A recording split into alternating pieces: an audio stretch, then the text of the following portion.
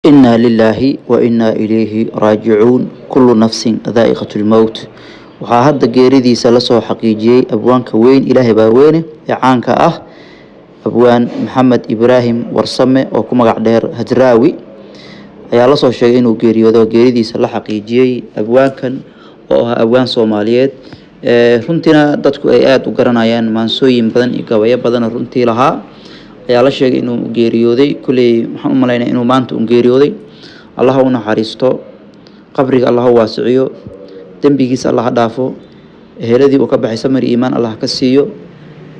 waxaan uga tacsiideynayaa dhammaan ummadda Soomaaliyeed meel kasta joogaanba abwaan Soomaaliyeed buu ahaa gaar ahaan abwaaniinta Soomaaliyeed gaar ahaan ummadda reer Somaliland gaar ahaan eheladii uu ka baxay waan uga tacsiideynayaa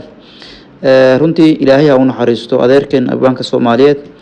annagana gadaashiisa Ilaahay nama fidneeyo runtii adduunyada waa lagu kala horeeyaa ma waxa qabriga waa lagu kala horeeyaa maana cid waarayso malaan waxaan leenahay inna lillahi wa inna ilayhi raaji'uun inna lillahi wa inna ilayhi raaji'uun runtii tacsiyati raanya leh ayaan u dirayaa dhammaan ehelada uu ka baxay asagana waan u duceyneynaa inuu Ilaahay qabriga u waasiciyo jannatul firdaws Ilaahay ku martiqaado